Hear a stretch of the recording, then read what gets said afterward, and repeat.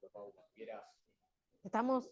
podés comenzar con Pero no me la anda. clase. ¿Esto anda? Vamos a probar eso. A ver si podés hablar. Hola. Perfecto. Sí. Se escucha perfecto, Pau. Bueno, buenas tardes. En esta nueva, en este nuevo año o ciclo de especialización, teniendo quizás algún encuentro presencial para conocernos, porque bueno, nos hacíamos los 3 encuentros virtuales, es como que se hace un poco más ameno y participativo el primer encuentro. La materia, módulo que me toca dar es Impuestos Nacionales 1, que abarcaría impuesto a las ganancias y bienes personales. Los encuentros van a ir dirigidos a ver los temas relevantes, obviamente que después tienen que recurrir a lo que es la bibliografía, ¿sí? Y al material que se les subió respecto de lo que vamos a ver hoy, y ya de las clases que vienen ya están todas subidas, ¿no? Sí, Ya tienen subido todos los materiales que vamos a utilizar en las charlas. Eso no quita que ustedes tengan que sumarle contenido con la bibliografía que tienen para consultar. Bien, durante la clase de hoy vamos a dirigirnos o vamos a enfocarnos a impuesto a las ganancias personas físicas o personas humanas, como se habló después de la reforma del 2018, de efectos del 2018, fue sancionada en diciembre del 2017. Antes eran personas físicas, personas humanas, así que si hablo de personas físicas humanas es exactamente el mismo tipo de sujeto. Vamos a tratar de hacer una revisión sobre lo que es el hecho imponible del impuesto a las ganancias, cuándo grava, cuándo estamos obligados a generar obligación tributaria respecto de este impuesto, para luego abordar rápidamente lo que es la técnica de liquidación. Acá presentes, yo no lo puedo ver en los que están presentes de manera virtual, pero de manera presente son todos abogados. ¿Hay algún contador? Bueno, entonces a los que son contadores obviamente les va a ser súper sencillo lo que voy a explicar, más en el día de hoy, que estamos en vencimientos y se prorrogó ganancias hasta el 26, así que estamos justo en época de vencimientos de ganancias. Esa materia es la venganza de los contadores. Sí, exactamente. Sí, sí, exactamente, es la venganza de los contadores porque es como que tienen van a tener más facilidad porque lo ven en el campo. No sé si liquidan o no, pero el que está liquidando o el que estudió en su momento en la facultad tiene una carga horaria mayor en lo que respecta a esto. Para los que no me conocen, yo tengo, pero en los flyers estaba, yo tengo los dos perfiles, el del contador abogado. Fui primero contadora, egresada de la UBA, para después estudiar en UBA de abogacía, y después me dediqué mucho a la parte corporativa, por eso tengo el MBA y la especialización en sindicatura concursal, para darle un poco de conocimiento a la materia tributaria siempre, porque me dediqué siempre en lo que es materia tributaria. ¿Qué tal? Así que bueno, vamos a hacer un repaso en lo que tendrían después, que es trabajar en el foro, que presento como algún disparador dirigido a lo que es objeto del impuesto a las ganancias. En la clase que viene tienen que vamos a hablar sobre personas humanas, personas jurídicas. Ahí vamos a hacer un verdadero o falso para después tener el examen que va a ir enfocado a todo el contenido de la materia. Bien. Vamos a empezar. Un poquitito, los temas que vamos a ver hoy es básicamente lo que es el objeto, que grava el impuesto a las ganancias, residencia, habla sobre qué sujetos quedan alcanzados, vamos a ver que quedan alcanzados los residentes y los no residentes, pero la ley de ganancias se enfoca solo a hablar sobre residentes. Por exclusión, hablamos de los no residentes, o sea, todos esos que no entran dentro de los requisitos establecidos por la ley, van a ser tomados como no residentes. Después vamos a hablar de fuente, porque la ley de ganancias va a gravar las ganancias en virtud de lo que se considera renta mundial, las ganancias generadas en todo el mundo.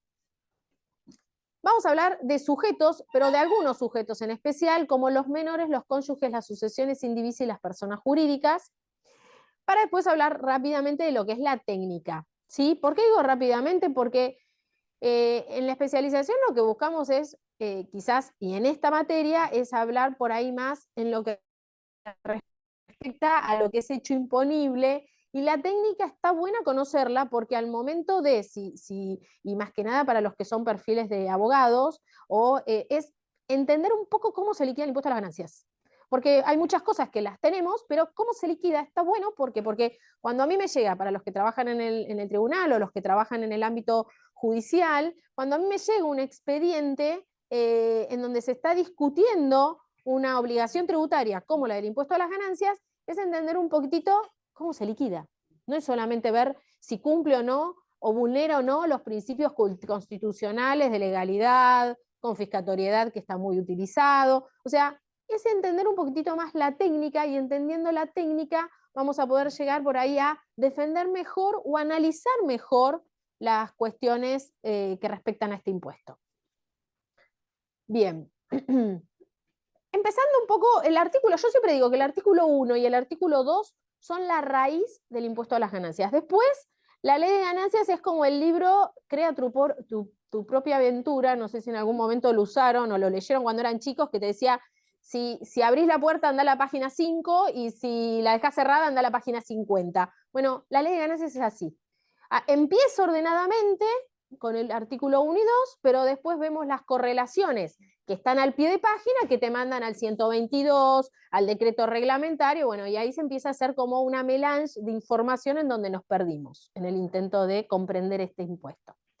Por eso digo que el artículo 1 es muy importante, porque el 1 y el 2, 1 y 2, son los que el día de mañana, cuando ustedes en su actividad personal y si tengan ganancias o asesorando a alguien o analizando alguna cuestión litigiosa, vamos a ver si tributa o no, si genera obligación tributaria o no. El artículo 1 y 2 es el que resuelve las dudas en general, después tenemos las especificidades en el resto de la ley.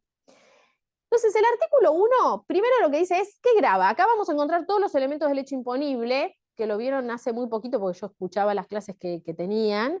Los elementos del hecho imponible, el aspecto objetivo, el subjetivo, el espacial. Bueno, fíjense, dice, grava todas las ganancias obtenidas.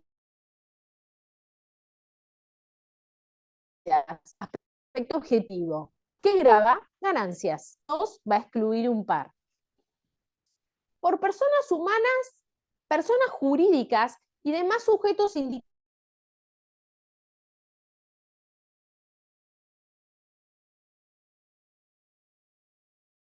indicados en la ley, subjetivo, que grava a esos contribuyentes que fallecen, pero que siguen generando ganancias.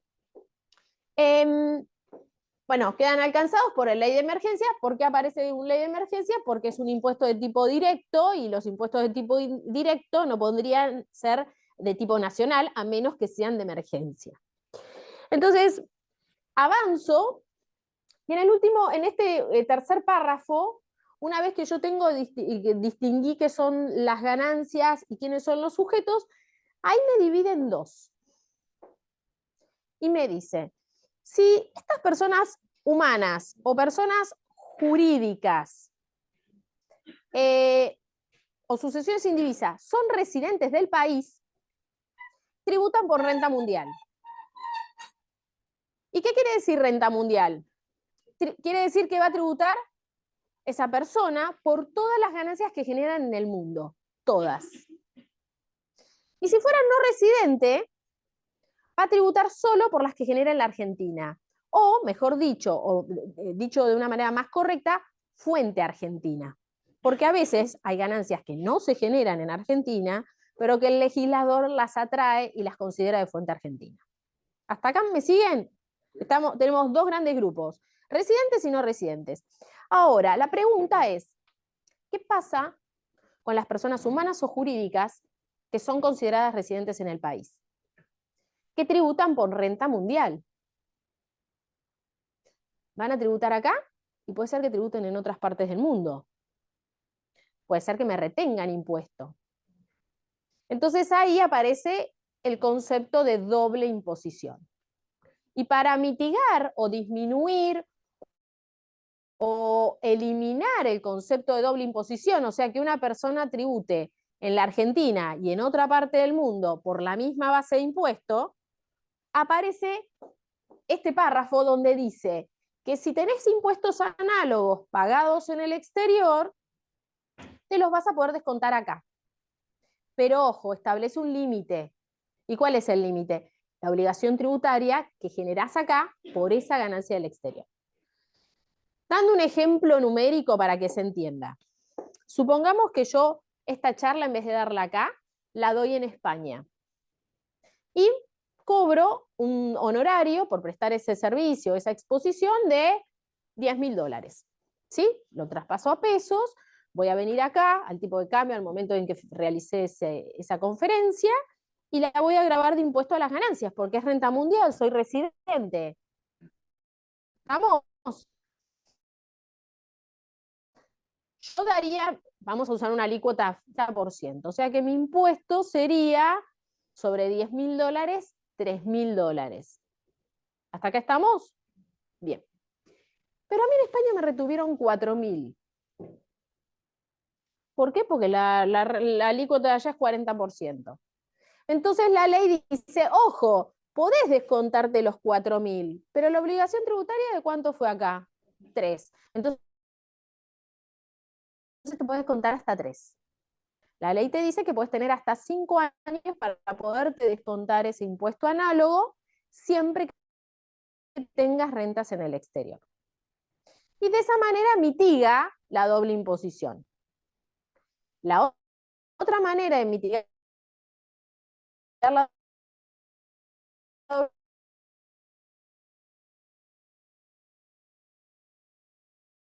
el convenio por la ley de ganancias. ¿Hasta acá estamos? ¿Sí? Bien. ¿Qué pasa si soy no residente? Viene alguien de afuera y da la conferencia acá, ¿sí? Y se le paga un honorario. Va a tener que pagar impuesto, porque yo dije, los no residentes tributan por las ganancias generadas en el país. En el resto del mundo no me importa. Pero el que presta el servicio acá y el que expone, da la exposición y se va. No va a ir a ARCA, ni va a sacar los datos biométricos, ni va a sacar el quit. No. ¿Qué corresponde? Bueno, la ley de ganancias y las resoluciones generales de la FIP establecen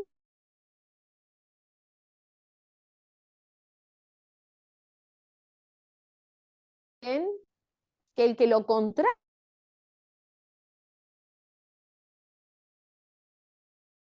en el momento del cobro. O sea, cuando uno hace y este sujeto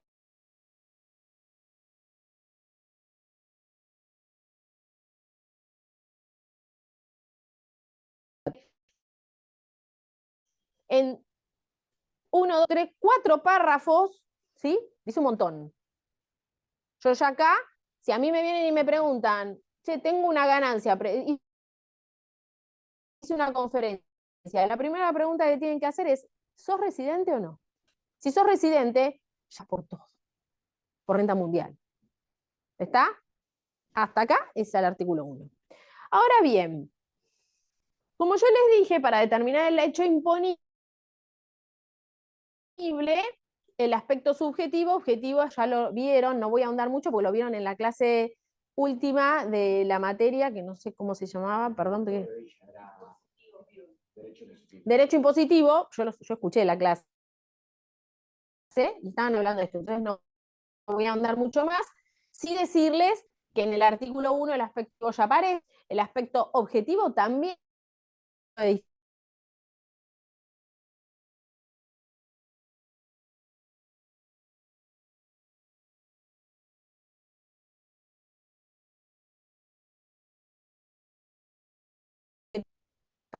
pero la liquidación es anual, después tienen una liquidación. Lo define las alícuotas progresivas en personas humanas y las alícuotas progresivas para personas jurídicas. ¿Mm? Objeto. El artículo madre para determinar el objeto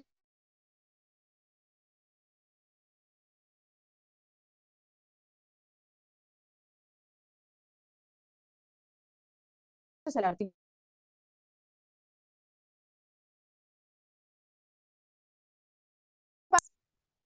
Primera categoría, rentas del suelo. Segunda categoría, rentas de capital. Tercera categoría, profe de jubilaciones, etc. O sea que si la ganancia está taxativamente enunciada en esos artículos, no se dice nada. Ahora, si no está en esos artículos, aparecen 5 incisos que son los que vamos a analizar. Que acá es cuando uno dice, te viene alguien y te pregunta, che, vendí un cuadro, vendí un auto, ¿tengo que pagar ganancias? La respuesta está acá, porque en las categorías eso no está enunciado taxativamente, a menos que haga una actividad empresarial, que ahí es tercera. ¿Estamos? Primer inciso. Eso todavía en el primer inciso, ahora lo vamos a ver. Pero por ahora, lo que tenemos que quedarnos es que si está en los 4 artículos de las categorías, o sea, si alquilás inmuebles, si tenés colocaciones de capital, préstamos, etcétera, actividad empresaria o trabajo personal, desde oficios, honorario, esas pagan, esas no se discuten, tributan, porque lo dice el primer párrafo. Ahora, si no está dentro de esos artículos, vamos al primer inciso. El primer inciso dice, los rendimientos, rentas o enriquecimientos susceptibles de periodicidad que implique la permanencia de la fuente y produzca, que los produce y su habilitación. Son 3 requisitos que pide para que la ley de ganancias, para que la renta esté grabada. Si hay un requisito que no cumple, se cae y no lo graba. Los tiene que cumplir los 3. Pero acá empieza la doctrina. ¿Qué es permanencia? ¿Qué es periodicidad? Que la cobre todos los meses, que la cobre una vez al año, que la cobre una vez cada 5 años, una vez por semana. Bueno,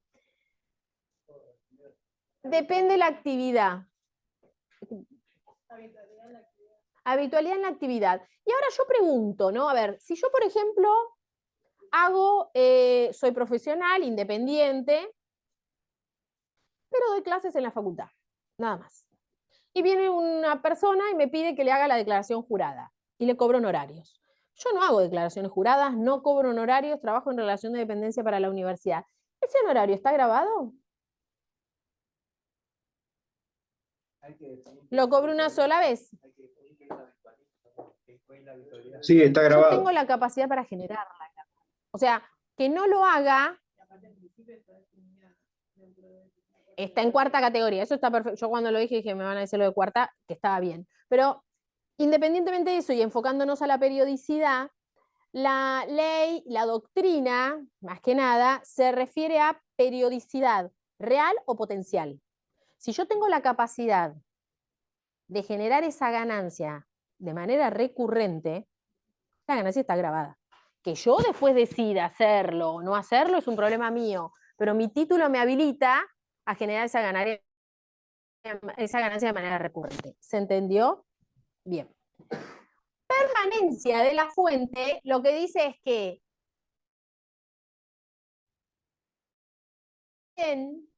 por eso siempre se hace, si vos hay un inmueble o tenías un venta del inmueble, ¿se entiende? Y es la habilitación. Y la habilitación, muchos se lo confunden con la habilitación para tener un negocio, la municipal. No, la habilitación es el acto, raciocinio y voluntad de la persona para generar la ganancia. O sea, yo tengo que hacer algo. Eso es habilitación.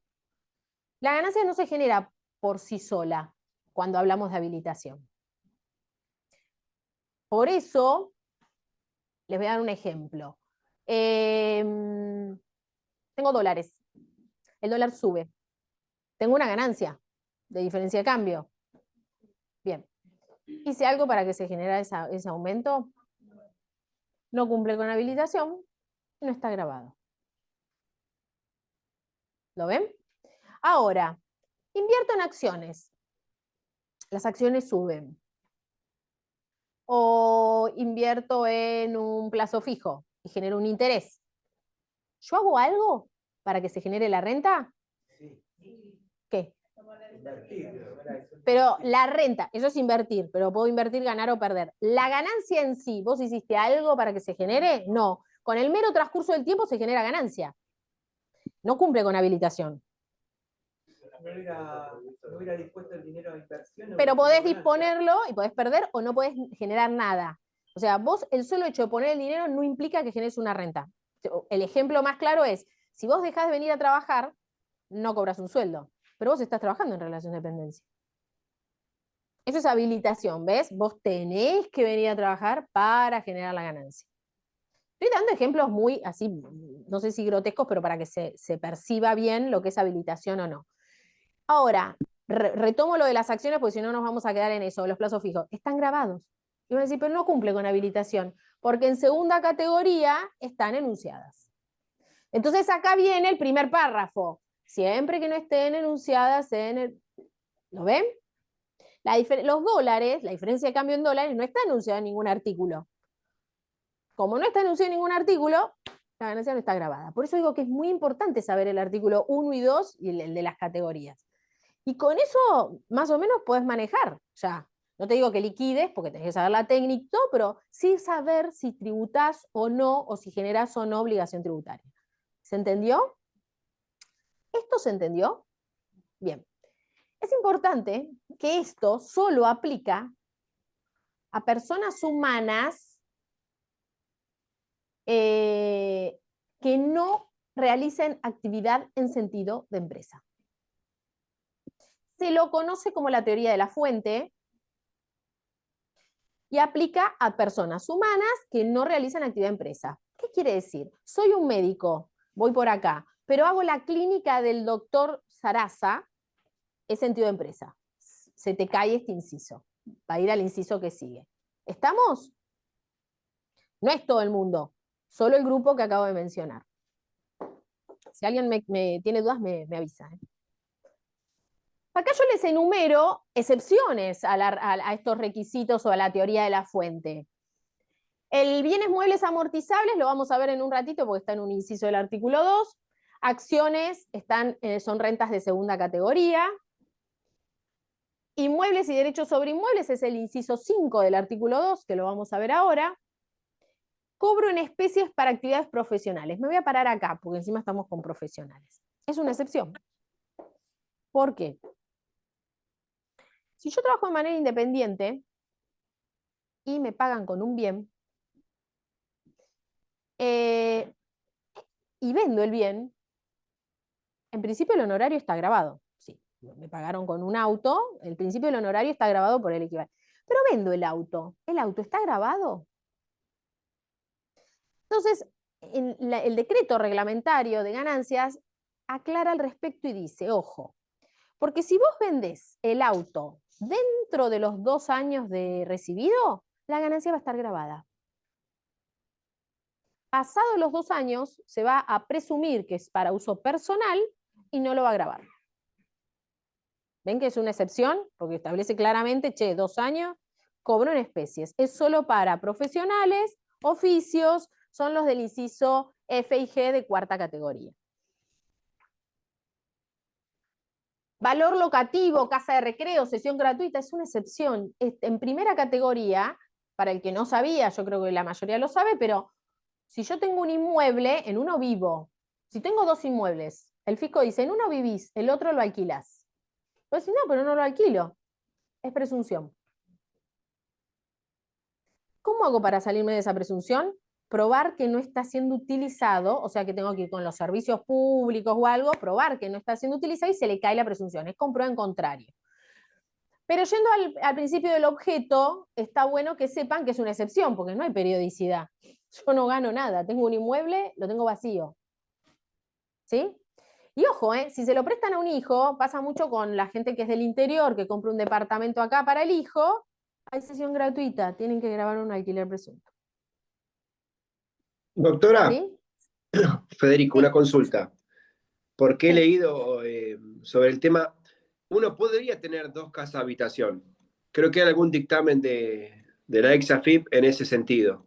O que se ha planteado en algún caso que el contribuyente dice, no, yo tengo 2 casas habitación. Vivo determinado tiempo en un lado y determinado tiempo en otro, por ejemplo, demostrando con trabajo y demás.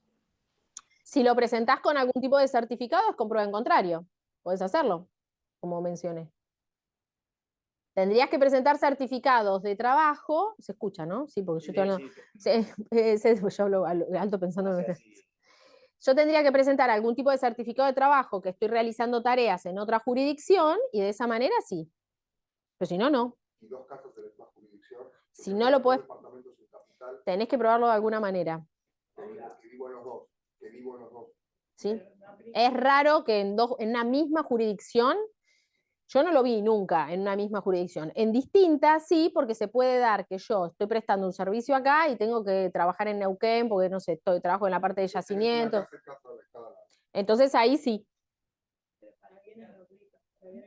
No, bienes personales no, estamos en ganancias. Hay un caso real que está procesándose ahora en la justicia federal de Comodoro Pi, que es el caso de Cristina Fernández de Kirchner, por el tema de la pensión y la jubilación en lo que es el suplemento de zona rural.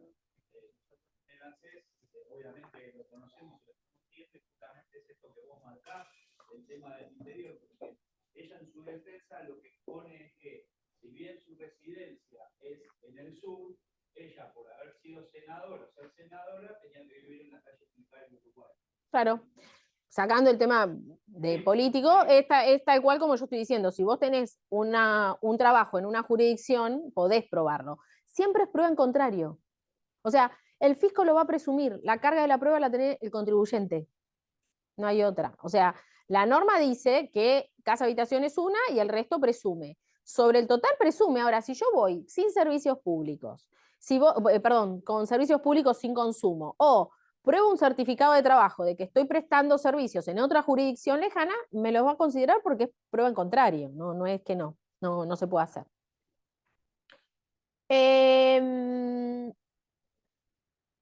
Bueno, estas son de segunda categoría. Tercera, incremento patrimonial justificado, creo que lo conocen, está en la ley de procedimiento tributario como una de las presunciones, pero también está en la ley de ganancias, es cuando vos tenés bienes que no son coincidentes con los ingresos que estás declarando, por lo cual no hay periodicidad, no hay permanencia y no hay habilitación, tenés una presunción de ganancia agravada, ¿sí? Por el valor del inmueble.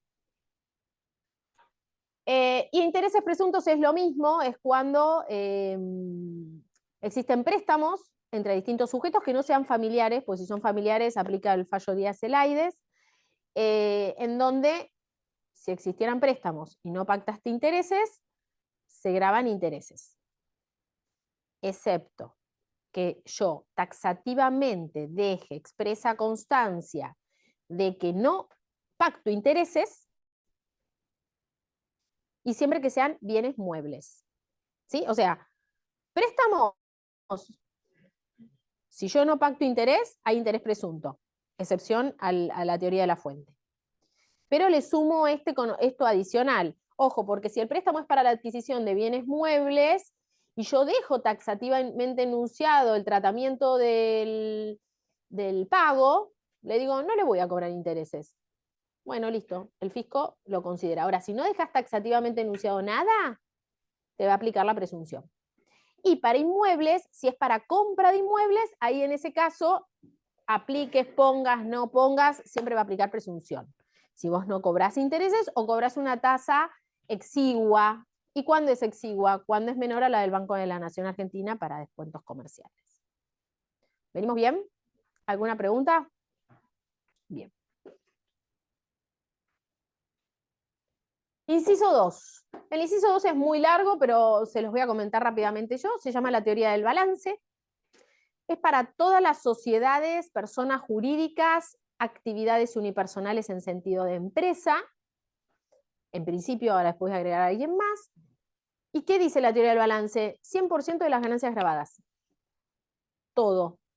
Todo lo que sea un resultado positivo o sea una ganancia, está grabado. Es muy fácil. ¿Sí? Acá no me pongo a discutir la presunción, no. Hay ganancias, se grabó. Graba resultados por tenencia, es más, ajustan por inflación estas empresas, así que 100% alcanzado. Pero voy a agregar a alguien más. Yo dije sujetos empresas. Y agregamos a las personas de cuarta categoría, ¿sí? Artículo 73, que realicen actividades, perdón, el 73 son las personas jurídicas, artículo 82, que realicen actividades del inciso F y G del 82, o sea que hagan actividades de cuarta, y lo complementen con una actividad comercial, ¿sí? En la facultad siempre damos el mismo ejemplo porque es el más claro, es el del veterinario, ¿sí? Si el veterinario es solo veterinario y lo que hace es analizar o responder consultas, ¿sí? de los animales que les traen, es teoría de la fuente, es la que vimos al principio, los requisitos. Pero si empieza a vender la comida para perros, la vestimenta, ya lo está haciendo en sentido de empresa y lo está complementando, porque está aprovechando de que vienen y le traen al animal para vender y hacer una actividad comercial. En ese caso, la ganancia va por teoría del balance y se graba todo, inclusive la de la actividad profesional del veterinario. ¿Sí? Bien.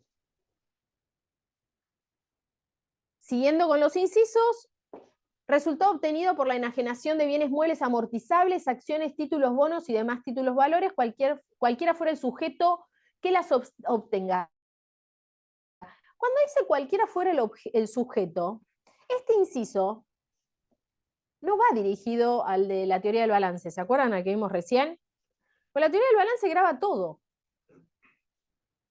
En realidad este inciso va dirigido para el primero. ¿Vieron las personas humanas que tenían que cumplir con requisitos? Y acá este inciso vino, ¿por qué? Porque si yo antes de la reforma tenía el típico caso, un auto, y yo decía que el auto lo usaba para la profesión, yo me deducía el gasto del automóvil, con limitaciones a las amortizaciones y todo, pero me lo podía...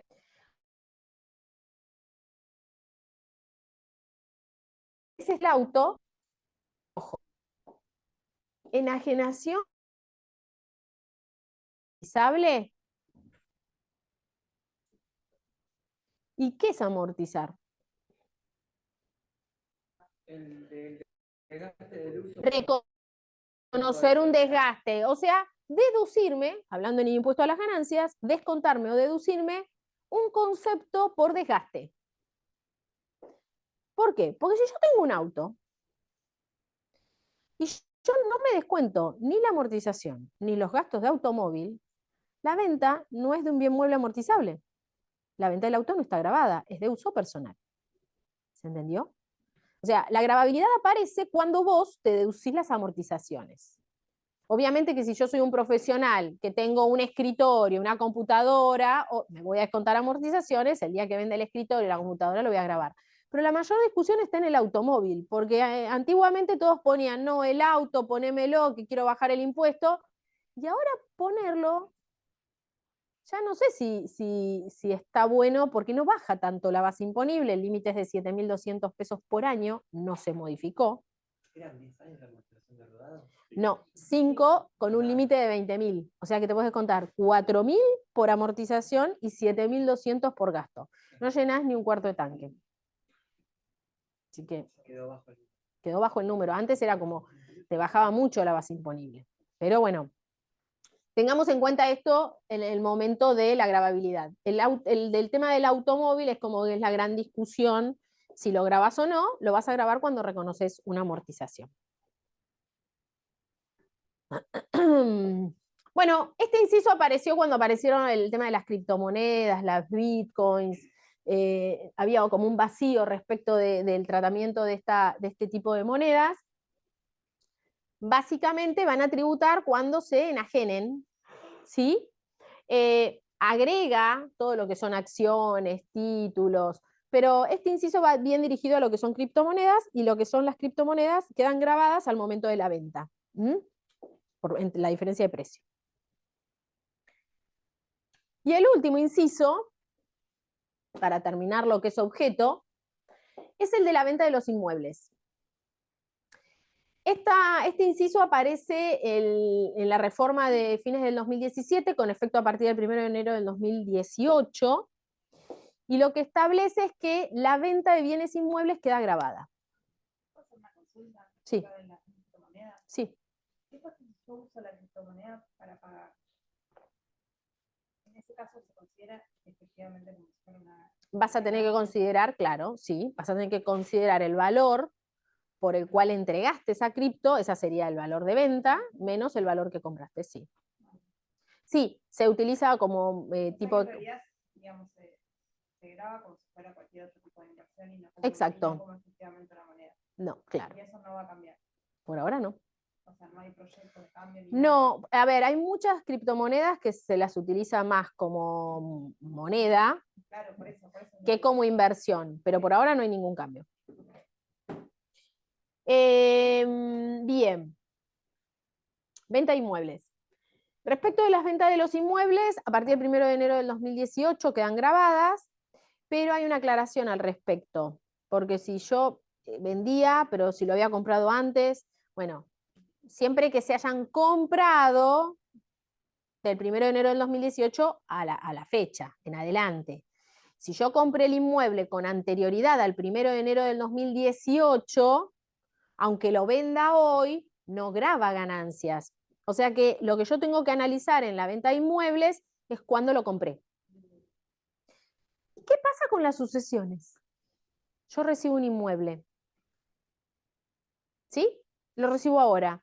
¿Se toma la fecha en que me llega el patrimonio a mí o la fecha de compra de la persona que falleció? Se toma la fecha de compra de la persona que falleció, ¿sí?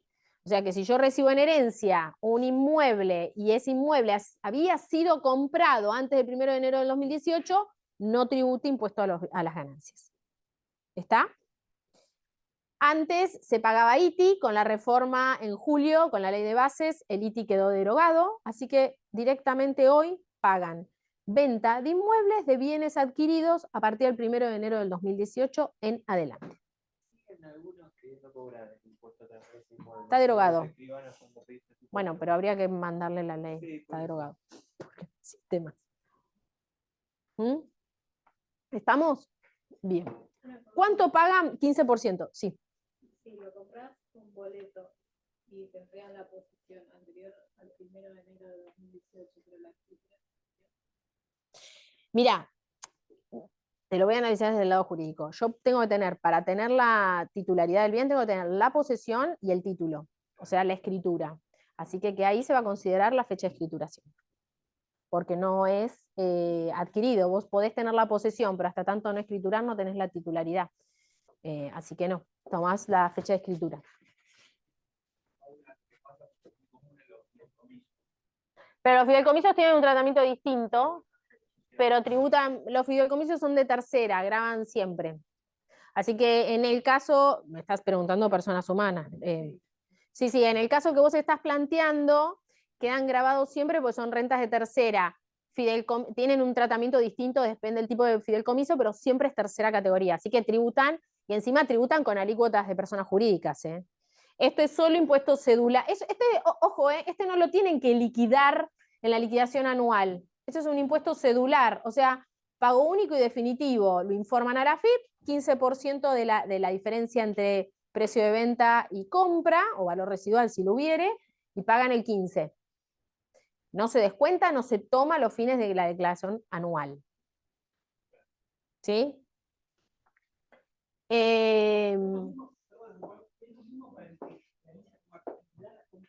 No, porque ahí haces actividad empresaria. Es tercera, ¿ves? Ahora, muchos dicen, ¿cuándo es una actividad comercial? Y ahí aplica la 11683, realidad económica, que lo van a ver, supongo que ustedes tienen otra materia de procedimiento, ¿no? Lisandro. Sí. Entonces ahí aplicás realidad económica, porque vos decís, ¿cuántos inmuebles serían sentido de empresa o no? La ley de ganancias no establece qué es una empresa, no define qué es una empresa. La doctrina establece que una empresa, para los fines de ganancias, es una organización con una estructura que persigue un fin de lucro, con empleados, pero bueno, aplica realidad económica. ¿Sí? Paula, una pregunta, ¿los CDRs se toman como acciones o tienen algo diferente? No, los CDR son títulos especiales y algunos están grabados y otros no. En su mayoría ahora ya están grabados todos. ¿No se Pagan. toman como acciones? No, ¿O los solamente CDR pagan, pagan? pero hay que ver qué tipo de CDR, porque depende del año. La mayoría de los CDR ahora están pagando, pero hay algunos, los más viejos no. Bien. ¿Estamos? ¿Alguna pregunta más? Pasan unas sesiones a título gratuito, ¿De inmueble? una donación, o sea, yo le cedo algo mío. Bien. Si vos haces una sesión a título gratuito, siempre que medie una escritura, un documento formal, o sea, ante escribano, no hay problema. No tenés una ganancia grabada, porque es una donación a título gratuito. Pero la formalidad es la que te va a dar la fuerza del título. O sea, no puedes hacer una donación con un papel ante el banco con firma certificada. No le va a dar la formalidad. La donación tiene que ser formal ante escribano. Exactamente. ¿Mm? Bien. Acá yo les preparé como un resumen, me parece que está mejor acá, esperen, en este, acá. Después lo ven tranquilos, ¿no? Pero yo acá puse, ¿ven? Sujetos empresas, están todas grabadas, están incluidas todas las ganancias en el impuesto.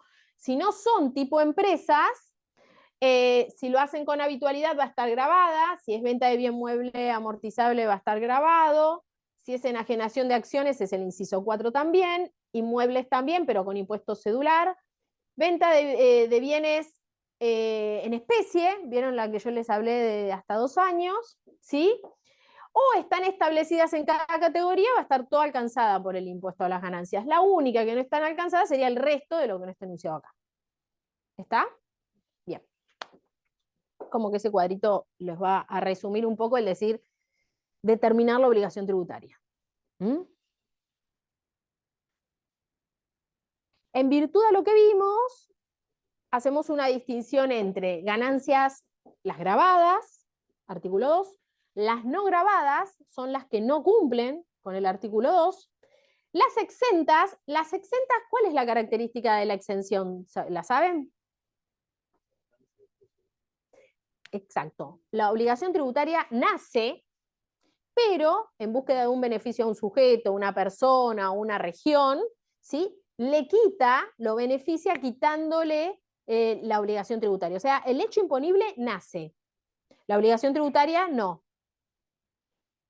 Y ganancias no computables, que son las que son para evitar la doble imposición. Esta que yo les comentaba, si existiera un convenio, por ahí hay alguna ganancia que yo no tributo porque la estoy pagando en España por el convenio que tengo con España.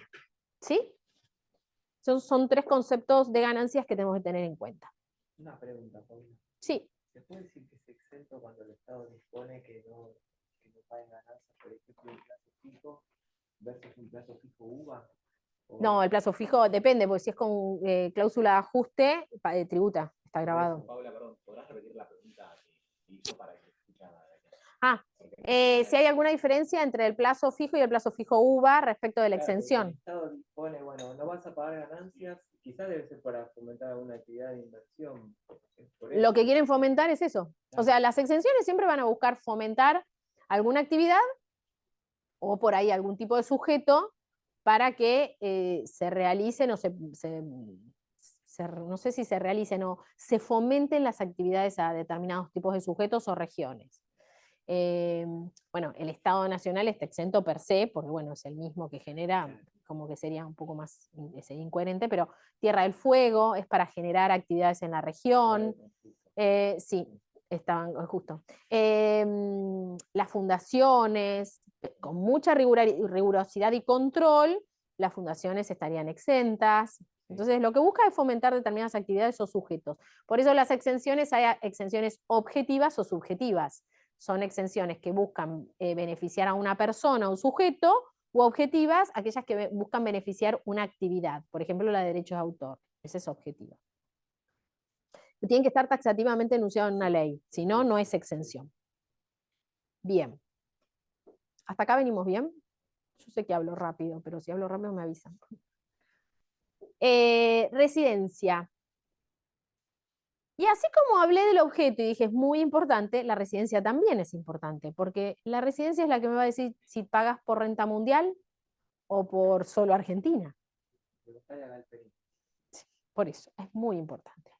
Entonces vamos a ver lo que es la residencia, que están del 122 al 129, o sea, no siguen el artículo 3, no tiene un orden, es lo que yo ya les digo, acá ya nos dispersamos.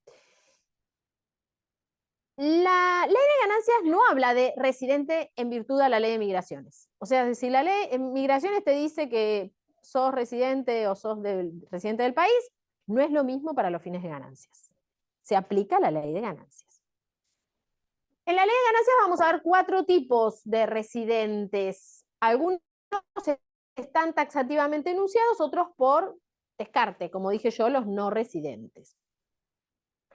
Residentes en el país, residentes en el extranjero, doble residencia y no residentes presentes, pero que no están presentes en forma permanente, pero que siguen siendo residentes o no residentes.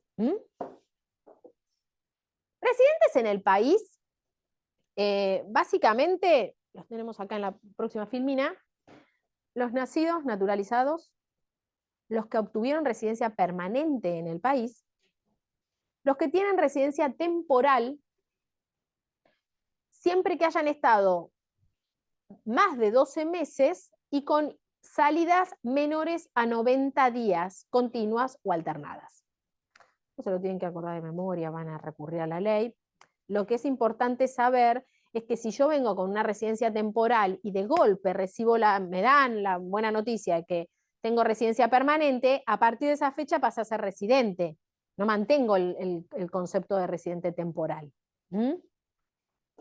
Sucesiones indivisa. ¿Cuándo es residente? La sucesión indivisa mantiene la condición del contribuyente al momento de fallecer.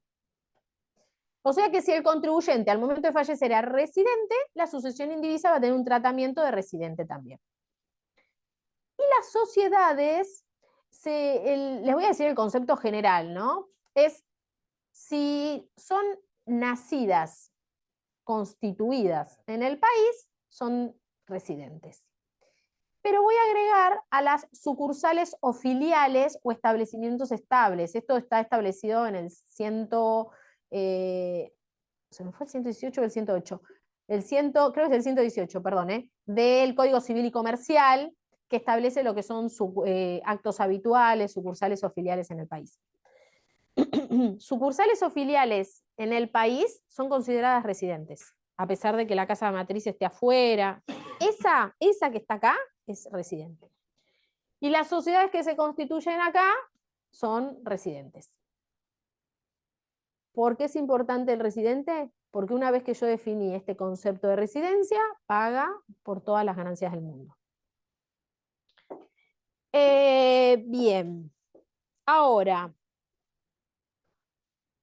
los residentes en el exterior, como les dije, la ley no los define, pero si sos nacido o naturalizado en el exterior, en principio sos no residente. Si sos argentino y te vas afuera y adquirís la residencia permanente en el exterior, en principio sos no residente. ¿Ven que es por descarte? Que no hay un artículo que diga esto que estoy diciendo. ¿Sí? Si te vas del país y estás más de 12 meses en el exterior, con ingresos en la Argentina menor a 90 días, sos no residente. Después vamos a ver las excepciones. Porque el legislador, chicos, yo digo chicos, o sea, todos en general, el legislador siempre trata de atraer ¿qué? ¿Residentes o no residentes? Residente, porque es el que tributa por todo. Entonces van a ver que están siempre los casos especiales en donde el legislador dice, ah, no, pero es residente también, sigue siendo, para que siga tributando. ¿Lo ven? Entonces yo les estoy dando los casos generales. Ahora bien, una cosa conceptualmente es, ustedes vamos a encontrar conceptualmente vamos a hablar de adquirir la condición de residente y otra es el efecto de adquirirla, porque no es lo mismo. Supongamos una persona que viene de afuera y adquiere su residencia permanente, no sé, llegó el 1 de mayo. Viene, tiene una temporal, renovable cada 3 meses, pero tiene la suerte que el 20 de junio le dan la residencia permanente. Pasa a ser residente del país. Bien. En principio diríamos, che, tributa por fuente argentina y extranjera. No, porque el efecto lo dice la ley, no está acá, pero lo tengo más adelante. Esperen que lo voy a poner acá. No, no lo tengo. Pensé que lo tenía.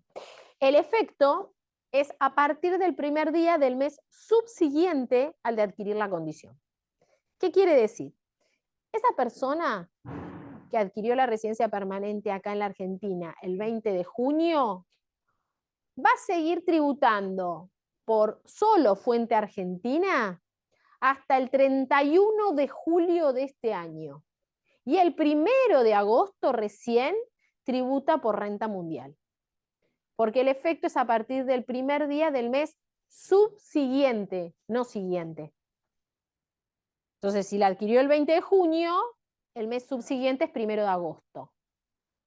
Entonces, ojo, porque es muy importante analizar cuándo adquiere la condición y cuándo tiene efecto. Porque la renta mundial se va a tener que inscribir, ya no le va a retener el que lo contrata, se va a tener que inscribir, sacar quit, presentar su declaración jurada de ganancias, proporcional desde el 1 de julio al 31 de diciembre, porque ganancias es anual. ¿Estamos? Bien. Doble residencia. Bueno, y acá aparece él, que yo dije que el legislador lo trata de atraer. Si la persona pierde su condición de residencia por adquirir la residencia permanente en el exterior, o porque estuvo más de 12 meses afuera, o sea, pierde su condición de residente, pero mantiene sus intereses, mantiene su vivienda principal en la Argentina, o sin mantener su vivienda, mantiene sus intereses vitales, o sea, sus ingresos más importantes están acá, o durante el año estuvo más acá que afuera, o si estuvo al mismo tiempo, agrega, es de nacionalidad argentina, es doble residente. ¿Lo ven? O sea, lo que te está diciendo es, che, si perdió la residencia, pero sigue manteniendo sus ingresos acá, o su casa principal acá, o estuvo más tiempo acá, es doble residente. Y conceptualmente, ¿qué es doble residente? Es muy fácil, es lo mismo que un residente. ¿Qué quiere decir? Tributa por renta mundial. Tiene una contra el doble residente. ¿Se acuerdan el impuesto análogo que hablé al principio? Bien, se lo puede tomar, pero solo el año en que lo generó. Después, si tuviera un remanente, lo pierde. Y es coherente, porque si el año que viene no mantiene sus intereses o nada, ya está, lo perdió. ¿Se entendió? O sea, conceptualmente, doble residente y residente es lo mismo, porque tributan por renta mundial. La diferencia está en el impuesto análogo, nada más.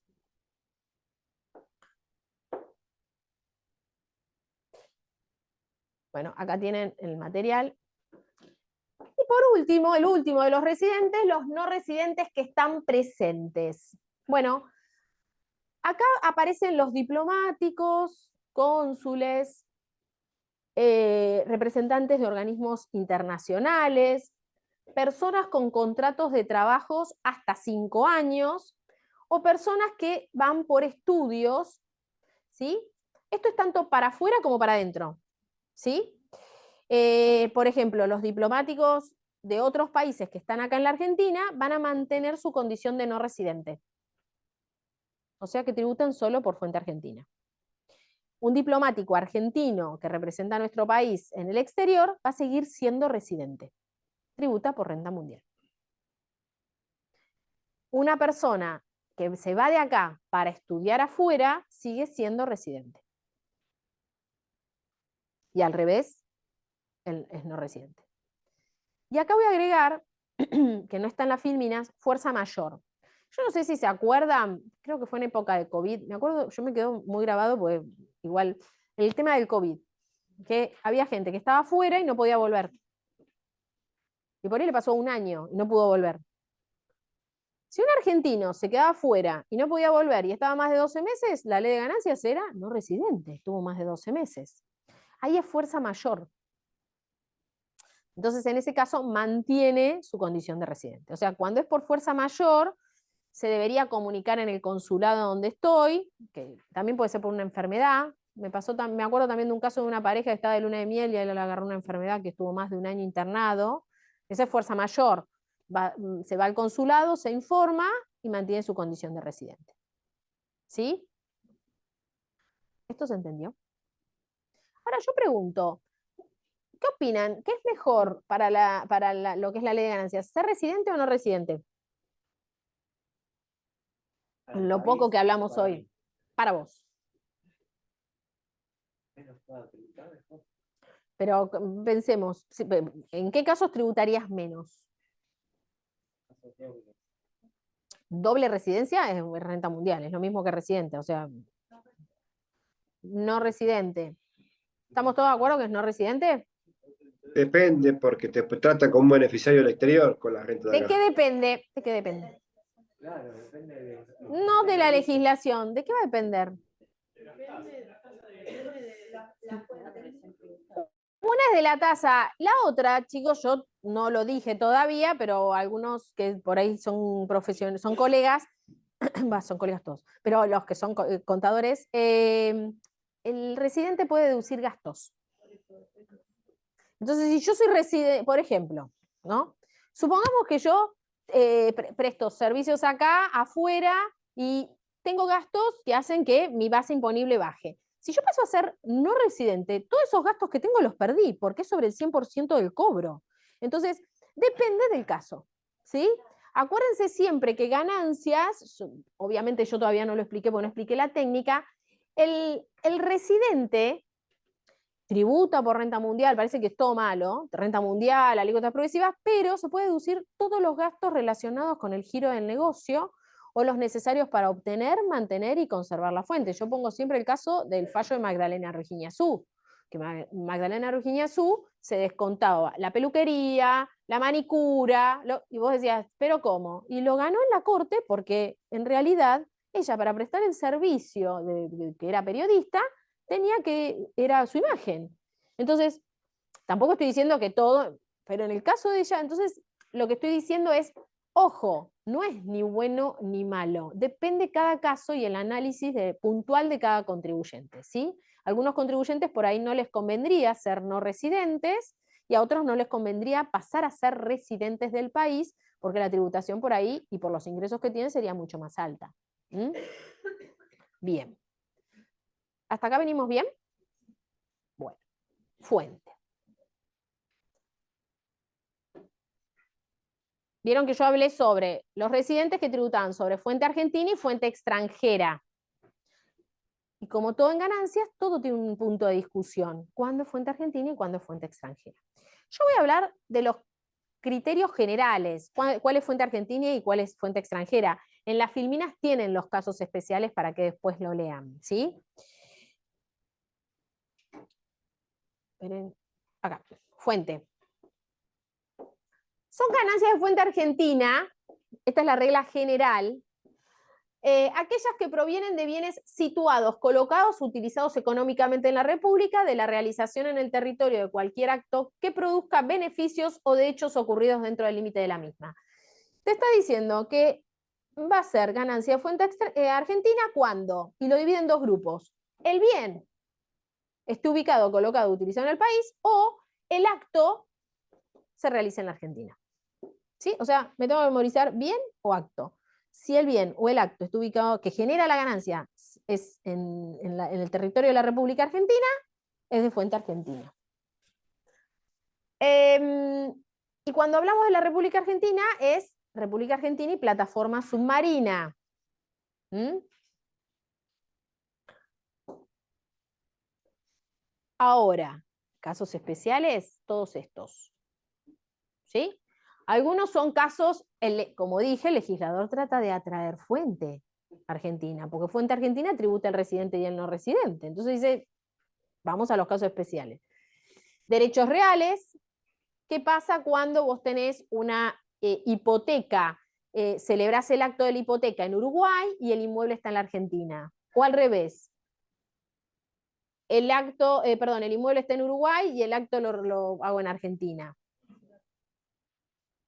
todas son en Argentina, todas, excepto que el acto y el inmueble esté afuera, porque el legislador lo atrae.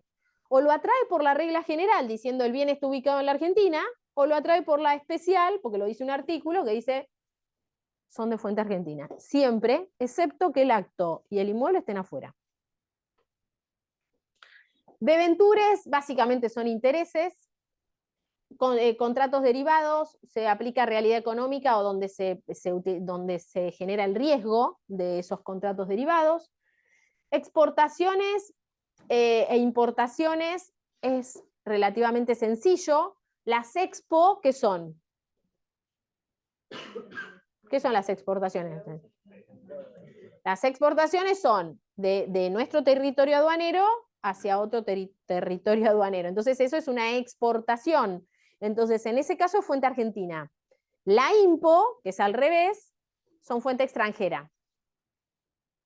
Lo tenemos que razonar así. Si sale de acá es fuente argentina, si viene para acá es fuente extranjera. Transporte internacional, acá ya no es tan fácil, aplica presunción, sin prueba en contrario. Acá no podemos probar nada, es sin prueba en contrario. Cuando es transporte de carga o pasajeros, el 10% del total se considera de fuente argentina. Si es servicios de fletamento también, flete, ¿sí? Cuando el buque es un flete. O containers, 20%. ¿Sí? Del total, fuente argentina. Después léanlos, yo les puse acá, les enumeré todos los casos especiales, pero es leerlos y son casos bien puntuales, que es tal cual lo que dice el artículo, no tiene ninguna controversia. Me voy a meter un minuto, un poquito más, en lo que son los precios de transferencia. Que me interesa porque en realidad es un tema que siempre tratamos de cerrarlo y cuando uno no está en el tema de precio de transferencia es como que se complica entender el concepto.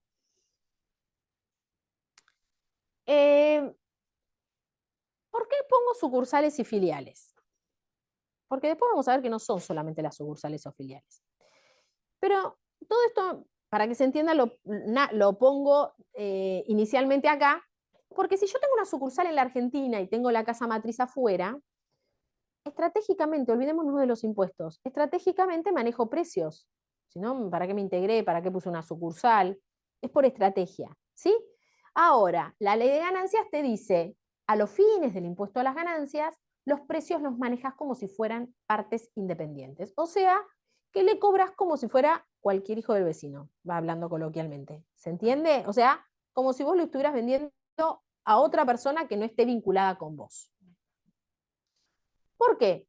Porque yo lo dije recién, con fines estratégicos. El tema es que hay muchos contribuyentes que lo hacen con fines de elusión impositiva o de evasión impositiva, manipulando el precio para bajar la base de la obligación tributaria.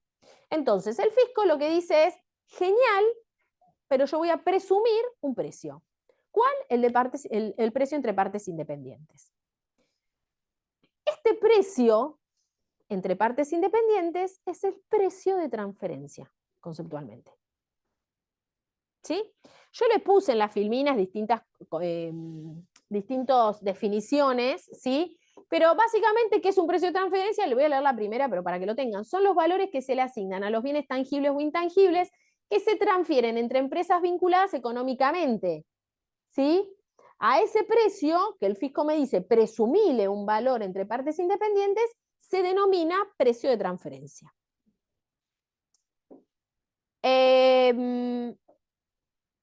¿Cómo se determina el precio de transferencia? Uno diría inicialmente es, bueno, listo, si yo le pago 2 pesos a la empresa vinculada, pero si se lo vendo a Cristian, se lo vendo a 15, entonces el precio entre partes independientes es 15. ¿Está? Bien, no. La ley establece 5 métodos para determinar el precio de transferencia. Y tengo que utilizar el más cercano a la actividad que yo realizo.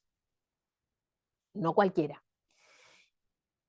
Para que entiendan la complejidad del tema, hay estudios profesionales que se dedican únicamente a precio de transferencia. Solo eso. ¿Por qué? Voy a ir un minutito para los métodos. Esperen. Después voy para atrás, pero y a los sujetos, pero me quiero ir con los métodos. Ahí. Primer método, método de precios comparables entre partes independientes. Este método se utiliza cuando vos revendés productos. Yo vendo este vaso y tengo otros, vendo, no lo fabrico, lo compro y lo vendo. Y tengo otras empresas que hacen lo mismo, el mismo vaso con el mismo tamaño. Entonces, tomo comparables y estos comparables tienen que ser una muestra grande. No pueden ser, no, tengo 5 empresas y ya estoy. Es una muestra de 100 o más. ¿Sí? Por eso digo que hay estudios que se dedican a esto, porque tenés que tener una base y un portafolio de información que no lo podés tener no lo tenés usualmente. Bueno, si yo consigo comparables que hacen este mismo vaso que yo compro y vendo, lo que hago es tomar el precio de esa muestra, saco una media o promedio, hago el promedio de esos precios de otro sujeto, y ese valor es el precio de transferencia. ¿Se entiende? Básicamente tienen que tomar comparables, sacar una media, después tienen intercuartil, pero para que se entienda el concepto, ¿sí? Saco el promedio y ese promedio es el precio de transferencia. El segundo método es método de precios de reventa fijado entre partes independientes. Oh, perdón, este es el que acabo de explicar yo, el 2, el precio de reventa, ¿sí? Este no, este fabrico, el 1. El 2 es el de reventa. En el 1 fabricás. Lo hago yo el vaso. Es lo mismo que expliqué, pero lo hago yo. Y tengo que buscar una empresa que fabrique vasos igual que yo, del mismo tipo. Que no sean de plástico, por ejemplo. ¿Sí? Estos 3 métodos es más sencillo, porque tomo el precio, comparable, es más fácil. Estos 3 son un poquitito más generales. Ya no tengo comparables de el vaso. Ya tengo una copa, a ver si se entiende. Entonces ya tengo que salir a buscar otros comparables. Método de costos más beneficios o método de división de ganancias son similares, nada más que la visión es hacia el costo o hacia el resultado. Hay empresas que dividen por costo, ponen todas las ventas juntas y dividen por centro de costos. Y si yo tengo que analizar un costo, voy a ir por este método. Y después hay centro de división de ganancias, divido las ventas en virtud a las ventas de vasos, copas, ¿se entiende? Botellas. Y ahí ya no me interesa tanto que sea el mismo, sino que se dedique a la fabricación o venta de vasos y que yo tenga determinada la ganancia por la venta de vasos, por ejemplo. ¿Se entendió? El método es el mismo, tomo los comparables, saco un promedio y ese es el precio de venta, el precio de transferencia. El último, que es el más utilizado, margen neto de la transacción. El margen neto de la transacción es el porcentaje o el margen que surge entre la venta menos los costos. ¿Sí? ¿Por qué es el más utilizado? Porque no tengo comparables, no tengo balance, no tengo abierta la información. Yo solo tengo empresas que fabrican vasos que son similares, no son los mismos, son similares. Tengo esos balances, tengo el margen, con cuánto marcan, ¿lo ven? Y en base a eso puedo determinar el margen neto de la transacción promedio, que sería el necesario para determinar el precio. ¿Lo ven? Hay mucha jurisprudencia internacional, porque el precio de transferencia se utiliza en todo el mundo. ¿Sí? Hay un fallo muy conocido de Starbucks, en donde Starbucks determina por margen neto de la transacción y se determina que él podría haber ido por método de precios comparables y le ajustan el impuesto, porque justo el precio cambiaba. Entonces se ajusta. ¿Se entendió el concepto de precio de transferencia? Estás obligado a presentar una declaración jurada anual y una semestral. ¿Quiénes están obligados a determinar precio de transferencia? Por eso me interesaba primero entender el concepto para después decir quiénes son, porque si no el sujeto. Básicamente los sujetos, para acá, ahí está, que están obligados a presentar y a determinar precio de transferencia son las sociedades de capital, enumeradas en el inciso A, demás sociedades enunciadas en el rentas de tercera categoría, ¿sí? Establecimientos estables y entidades vinculadas entre ellas, y voy a agregar otro sujeto, aquellos que realicen actividades en países de baja o nula tributación. Vos por ahí no estás vinculado con la empresa. No tenés que determinar precio de transferencia. Pero realizaste actividades en un país de baja o nula tributación, vas a tener que presentar precios de transferencia por los actos realizados con ese país. Los países de baja o nula tributación están enumerados en el decreto reglamentario, tienen una lista de países. Son aquellos países que no brindan información, entonces el fisco dice, bueno, como yo no puedo tener información de esos países, los controlo un poco más. Entonces les pide la aplicación de precios de transferencia. Ojo, aclaro una cosa, que hayas hecho la actividad, no que hay muchos casos en que yo por ahí hago la actividad con Estados Unidos, ¿sí?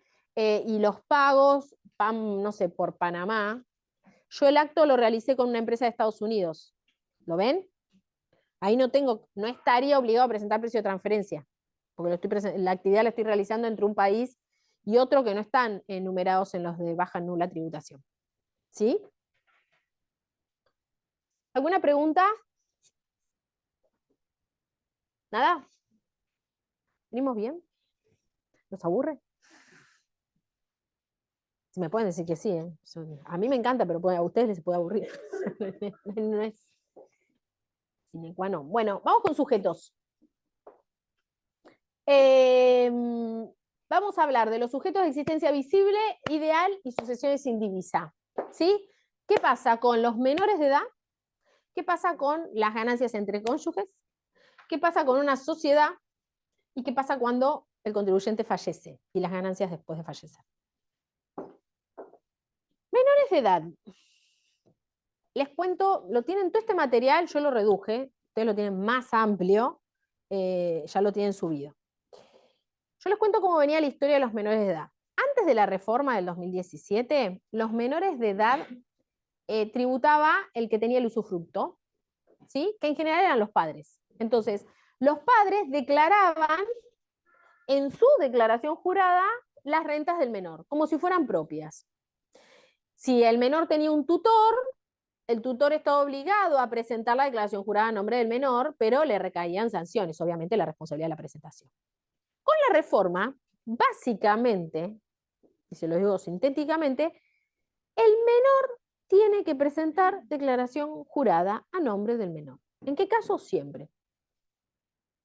Con la reforma, el menor tiene que presentarlo. Ahora, si estamos hablando de un chico de 5 años, el menor no va a ir al fisco, no va a ir a sacar clave. ¿Quién es el responsable? El padre o el tutor. Entonces, en el caso de que no presente la declaración jurada, la sanción le va a recaer sobre el padre, el tutor, por falta de los deberes formales de presentación. Es un poco lo que está establecido en la ley de procedimiento, ¿sí? De los responsables de presentar declaraciones juradas a nombre del menor. ¿Sí? Es mucho más sencillo que antes. Antes había una distinción entre menores que trabajan, menores a nombre de los que están a cargo de los padres y otro tipo de menores, los menores con tutores, así que como un poquitito más sencillo. Bien. Cónyuges. Cónyuges sí tengo que explicar ley vieja y ley nueva. Porque la opción es del contribuyente, seguir con ley vieja o ir con ley nueva. Entonces es importante saber cómo aplica la ley vieja, porque si los cónyuges quieren mantener los lineamientos de la ley vieja, aplicamos ley vieja. ¿Cómo era la ley vieja? Primero se apartaba del Código Civil y Comercial, así que todo lo que sepan de bienes gananciales del Código Civil y Comercial, bueno, en ese momento era Código Civil, no aplicaba. Lo que decía era, primero, los cónyuges declaraban los bienes propios. Cada uno declaraba sus bienes. ¿Y qué eran bienes propios para la ley de ganancias? Hasta el 2017, 2017, sí. Ahora después voy a explicar por qué. Bienes propios eran los recibidos antes del matrimonio, heredados, donados, o los adquiridos con el trabajo personal. ¿Sí? Esos eran los propios. Yo, contadora o abogada, compraba un departamento con mis honorarios, los declaraba yo, bien propio. El artículo que seguía decía, es obligación declarar el marido, el esposo. Es importante esto porque después van a ver qué pasó. ¿De qué declaraba el esposo? Todos los bienes gananciales, 100% los declaraba el marido, excepto que fueran propios, excepto que haya un divorcio, o excepto que el juez le haya puesto la administración a cargo de la mujer. O sea, que si un matrimonio compraba un departamento, lo declaraba 100% el marido. ¿Cuándo lo declaraba la mujer? Cuando justificaba que era de sus ingresos personales. Y el decreto viejo, el 53 del decreto, decía, la mujer tiene que probar el origen de los fondos, porque si no, lo declara el marido. ¿Se entendió? Bien. Esto es de antaño. Cuando aparece el matrimonio igualitario, queda en desventaja. ¿Quién? No el igualitario, porque el igualitario, como no había una distinción de esposo, mujer, cónyuge, iba como condominio, 50 y 50. Entonces ahí aparece la circular 8 de AFIP y empieza a reformar esto y empieza a decir, bueno, ok, los bienes gananciales, es una circular, es importante esto porque por jerarquía de normas, ¿sí? Empieza a decir, bueno, si son gananciales, 50 y 50. Y excepto que alguna de las partes pueda probar el origen de los fondos. Entonces lo que te decía era, che, si son gananciales, declaran mitad y mitad, pero si la mujer o el hombre puede probar que puso más plata, declara por el porcentaje que le correspondía. ¿Se entendió esto? Bueno, y los bienes propios cada uno. Con la reforma del 2017,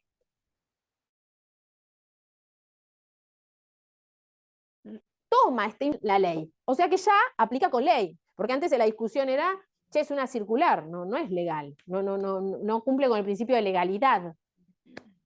Entonces, la ley de ganancias lo que hace a partir del 1 de enero del 2018, dice, propios, los mismos que yo dije hace un rato, los declara cada uno. Gananciales, 50 y 50. Excepto que alguna de las partes pruebe un porcentaje mayor. Entonces, por ahí en la escritura, es importante poner el porcentaje. Si no pones el porcentaje, 50 y 50. ¿Está? ¿Se entendieron las dos, la ley vieja y la ley nueva? Bueno. Queda opción de los... Porque si yo estoy casada antes del 1 de enero del 2018, ¿qué hacemos? Si estoy casada después del 1 de enero del 2018, aplica ley nueva, no hay opción. Pero para los matrimonios anteriores, ¿qué hacemos? La ley aclara, en realidad la reforma aclara, que los cónyuges pueden optar por mantener el criterio de los bienes adquiridos antes del 1 de enero del 2018 o cambiarlo. Entonces ahí vamos a tener como, en el 2018 vamos a encontrar declaraciones juradas raras en lo que es el consumo, porque por ahí cambiaron de método. ¿Se entendió? O sea, yo puedo cambiar por lo anterior o puedo mantenerlo. Depende. Yo ahí uso mucho la planificación fiscal. Planifica, fíjate qué te conviene y cambia de método o seguir. ¿Mm? ¿Se entendió, cónyuges? ¿Alguna pregunta? Personas de existencia ideal, personas jurídicas. Bueno, las personas jurídicas, yo voy a dividirlas en las personas jurídicas del artículo 73, que son las sociedades de capital, y las otras personas jurídicas, que no están en el 73, son del 53. ¿Por qué? Estos sujetos, los del 73, la característica es que determinan la utilidad por la teoría del balance, ¿se acuerdan? Que lo vimos. Y también presentan la declaración jurada a su nombre, van a poner su número de quit, todo. A nombre de la sociedad, una sociedad anónima, que es una sociedad del 73, vamos a ver que la declaración jurada aparece a nombre de la sociedad anónima. Una sociedad colectiva que no está en el 73, ¿qué va a pasar? Determina la utilidad por la teoría del balance, pero esa utilidad la proporcionan en la declaración jurada de cada socio por el porcentaje que tenga. ¿Sí? Ahí es cuando aparece el término sujeto pasivo del impuesto, que es el que determina la utilidad, y sujeto de la obligación tributaria, que es el que paga o presenta la declaración jurada. ¿Sí? En este caso, el sujeto pasivo del impuesto y el sujeto de la obligación tributaria es la sociedad anónima. En este no. En este el sujeto pasivo del impuesto determina la utilidad, estas sociedades, pero la obligación tributaria recae sobre la persona humana en renta de tercera categoría. ¿Está? ¿Alguna pregunta? ¿Seguro? Bien. Y sucesiones sin divisa. Y acá es cuando el contribuyente fallece. Y cuando el contribuyente fallece, yo siempre digo, el contribuyente viene generando ganancias. La ley de ganancias es de tipo anual, ¿no? Pero los contribuyentes no fallecen el 31 de diciembre, todos juntitos. Para el contador sería muy fácil, pero no, tenemos en el medio. Entonces, tenemos que marcar porque vamos a tener que presentar declaraciones juradas proporcionales. Si un contribuyente fallece en agosto, va a presentar la declaración jurada a la persona humana hasta agosto, hasta el día del fallecimiento inclusive, y al otro día empieza a declarar la sucesión indivisa. ¿Es necesario haber iniciado la demanda de la sucesión? No. No. Es sucesión indivisa a los fines tributarios. Ahora van a ver por qué es importante iniciar la demanda sucesoria. ¿Por qué? Porque desde que fallece, nace un nuevo contribuyente, que se va a llamar igual que el contribuyente, pero le voy a agregar el apócope sucesión indivisa. ¿Hasta cuándo tengo que presentar la declaración jurada a nombre de la sucesión indivisa? Hasta la declaratoria de herederos o validación del testamento. Por eso es importante iniciar la demanda sucesoria, porque si vos nunca iniciás la sucesión, eternamente tenés que presentar la declaración jurada a nombre de la sucesión. ¿Quién es el responsable de presentar la declaración jurada? ¿Quién? Tiene 10 hijos y una esposa. El que determinen como administrador de la sucesión o uno de los herederos forzosos que se designe como administrador en la sucesión. ¿Está? Bien. Entonces, presenta la sucesión indivisa hasta la declaratoria de herederos. La declaratoria de herederos es una sentencia judicial en donde el juez establece quiénes son los herederos. No qué les toca a cada uno, sino quiénes son los herederos. ¿Y cuál es el porcentaje hereditario que le corresponda? Entonces, yo vengo presentando una declaración jurada a nombre de la sucesión indivisa, también a partir de la declaratoria de herederos empieza a declarar cada heredero de acuerdo al porcentaje hereditario. Yo todavía estoy hablando de una masa patrimonial total.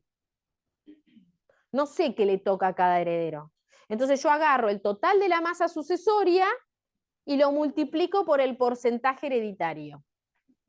No sé, supongamos que está casado y tiene 2 hijos. ¿Sí? ¿Cuánto le toca a cada hijo? ¿Abogado? Está casado y tiene 2 hijos. Cada hijo 25%. Cónyuge 25 y 25. Estamos de acuerdo, ¿no? Bien. 25% a uno de los hijos. Entonces, del total de la masa sucesoria, toma el 25% y lo declara. ¿Y en qué ganancia? Es renta. Supongamos que tiene inmueble, plazos fijos, dinero, actividad empresaria, es abogado. Lo que te dice la ley es todo de tercera. Porque tercera categoría hay un inciso que dice que toda ganancia que no puedas identificar de qué categoría es, va a ir en tercera. Entonces, del total de las ganancias, tercera. ¿Y qué bien tiene? Un crédito. Entonces, el total de la masa sucesoria, el 25% es crédito a cobrar. Porque cuando me designen, me va a tocar algo. ¿Se entendió? Bien. ¿Hasta cuándo hago eso? Hasta que aparezca la adjudicación de bienes o cuenta particionaria. Una sentencia donde el juez dispone la asignación de bienes a cada heredero. Puede ser un bien o un pedacito de un bien. Bueno, ahí cómo es, el heredero que estaba declarando un porcentaje empieza a declarar el bien adjudicado y la renta de ese bien adjudicado. Si le tocó un bien que no genera renta, ejemplo, moneda extranjera o pesos, declara el efectivo y nada más. ¿Está? ¿La herencia paga impuesto a las ganancias? No, impuesto a las ganancias. Ese es provincial. Impuesto a las ganancias, artículo 1 y 2. ¿Está enunciado en las categorías? No. ¿Cumple con periodicidad habitual? No paga. No paga. ¿Sí? Hagan el análisis siempre del artículo 1 y 2 que los va a ayudar. Bien. ¿Estamos a tiempo? Hago rápido la técnica, no voy a hacer un break, así doctora. se pueden ir un ratito antes, nos quedamos hasta tan tarde. Doctora, una Igual preguntita. la técnica, mírenlo, la clase que viene, si tienen dudas, empezamos escuchando las consultas que tengan, ¿sí? La técnica de Doctora, liquidación de ganancias, lo más importante que tienen que tener presente es que se liquida anualmente, excepto que, no sé, supongamos fallece el contribuyente y empezó a declarar la sucesión indivisa, va a ser proporcional, pero siempre es de tipo anual. Siempre voy a hablar ganancias 2023, la que está venciendo hoy es, hoy no, pues se prorrogó, la 2024, ¿sí? Es por año. Para personas humanas, año calendario. Para personas jurídicas o que confeccionan un balance, ejercicio comercial.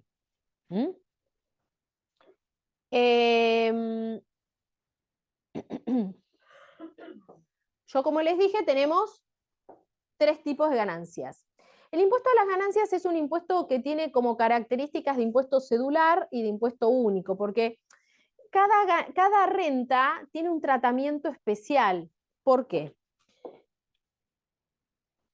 Fíjense, las ganancias de primera, que son alquileres, se reconocen las ganancias por lo que es el criterio de devengado. ¿Qué es devengar? Para los que son contadores lo tienen claro, supongo, todos claro. Para los que son abogados creo que también, pero lo recordamos. Devengar es reconocer una ganancia independientemente, con el transcurso del tiempo, independientemente del cobro o pago, o sea, alquileres. Me deben 10 meses de alquiler. ¿Graba ganancias? Sí, porque el criterio es devengado. Pero no lo cobré, graba ganancias. Ahora vamos a ver excepción, graba ganancias.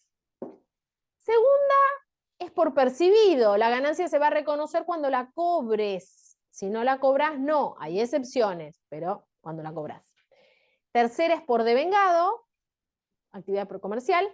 Y cuarta es por percibido. Por eso siempre hablamos que la renta de cuarta categoría, los empleados, si vos cobras el sueldo al mes siguiente, se te va a considerar en la base del mes siguiente, no en la de este mes, porque es por percibido. Hay excepciones, como todo en ganancias. Yo voy a enumerar algunas. Por ejemplo, en primera, vieron que yo dije, me deben 10 meses. ¿Paga ganancias? Sí. La excepción sería si le inicia juicio de desalojo. Si vos le iniciás juicio de desalojo, no queda grabado los periodos en los cuales vos le iniciaste el juicio. No va con devengado. ¿Cuándo voy a grabar esa ganancia? Cuando la cobre. Cuando me paguen el alquiler, el juicio se termine, me paguen y me devuelvan el inmueble, bueno, ahí voy a grabar. Fíjense que ahí cambia como un percibido. A ver, una de segunda, voy a dar una de cada una. Segunda, los dividendos. Los dividendos cobrados los dividendos del país pagan un impuesto cedular del 7%, o sea, no pagan, no liquidamos, lo liquidamos, pero tiene una retención del 7%. Supongamos que es del exterior. Son la puesta a disposición. Yo no tengo que haber cobrado el dividendo. Se tiene que haber aprobado. Si se aprobó por asamblea, la ganancia es de segunda categoría queda grabada. Es una excepción al percibido. Tercera categoría tiene un montón de excepciones. al devengado, pero voy a dar el más conocido, que es el devengado exigible. Y que es conocido, o sea, si el día de mañana ven algún expediente, algún caso de devengado exigible van a tener. El devengado exigible es cuando vos vendés a plazo, pasa mucho cuando venden una heladera, en los electrodomésticos, 12 cuotas, 24 cuotas. El criterio de devengado es, si vos hiciste la venta, queda grabada toda ahora. Te la pagan en 85.000 cuotas, queda grabado ahora. Pero el devengado exigible lo que dice es que si vos vendés a plazo, bienes de cambio más de 10 meses, en bienes de uso más de 12, y cuando son obras más de 5 años, o sea, pago a más de 5 años, podés optar por lo que se llama el devengado exigible, que es grabar ganancias cuando se hace exigible. No me las tienen que haber pagado. ¿Sí? Creo que ustedes todos saben lo que es exigibilidad. Tengo el uso y derecho de cobro, puedo iniciar una acción para que me paguen. Entonces ahí vos distribuís la base imponible. Si yo vendí una heladera en 18 cuotas, suponiendo que 12 en este mes, en este año y 6 en el siguiente, yo solo voy a grabar 12 cuotas que se vencieron, independientemente de que no la pagaron, y 6 en el restante. Es una excepción, porque el devengado te dice, ahora, si optaste por el devengado exigible, aplicás devengado exigible para todo lo que cumpla con los requisitos del devengado exigible. ¿Está? ¿Sí? No va por devengado. Y una excepción de percibido de cuarta, bueno, los honorarios al director, porque es la aprobación por asamblea, pero les voy a dar otro, que es el de los juicios de los jubilados.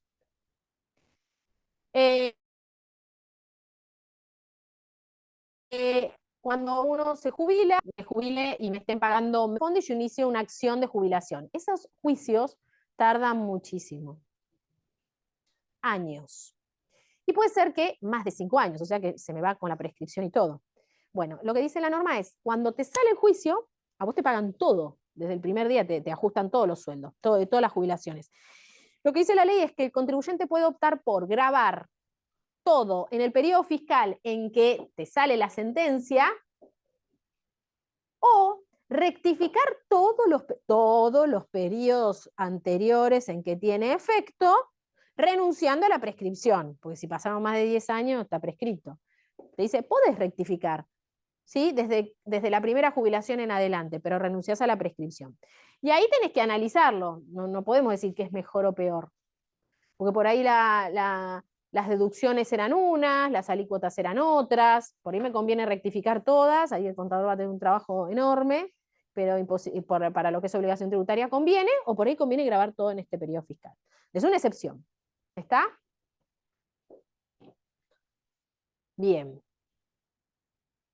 Yo acá les preparé un cuadro de la técnica con los artículos. ¿Sí? Básicamente, Un comentario, en todas las doctora. ganancias tienen los ingresos grabados, son los artículos de cada una de las categorías, gastos deducibles, hay gastos deducibles para cada categoría y gastos deducibles para las 4. Hay una regla general, que todos creo que la conocemos, que es todo gasto necesario para obtener, mantener y conservar la fuente es deducible.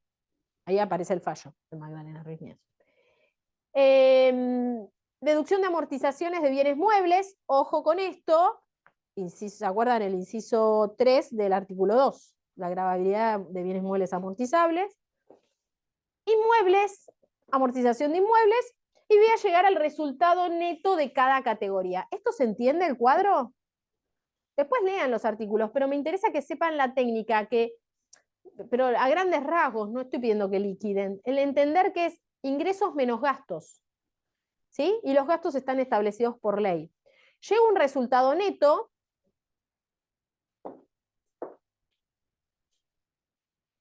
Acá yo voy a avanzar, tienen todo lo que son las deducciones no admitidas. Acá. Una pregunta, perdón, Paula. Sí. En el chat de la clase. Si la opción debe hacerse antes de cobrar, en relación al cobro. Sí. ¿Estamos hablando de jubilación o de devengado exigible?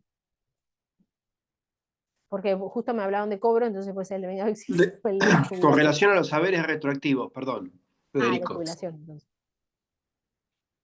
Pero no es una excepción para haberes. Es para el ajuste de jubilaciones. Pero para veres también es remuneraciones, por ejemplo, yo trabajaba en su momento en el servicio penitenciario, se daban ascensos con efecto retroactivo. Y era importante ahí, si uno quería hacer uso de la opción, si le era beneficioso, hacerla antes del cobro. Si no, después no la podía hacer. Sí, la Esa tenés fue que una hacer discusión. siempre antes. Sí. Sí.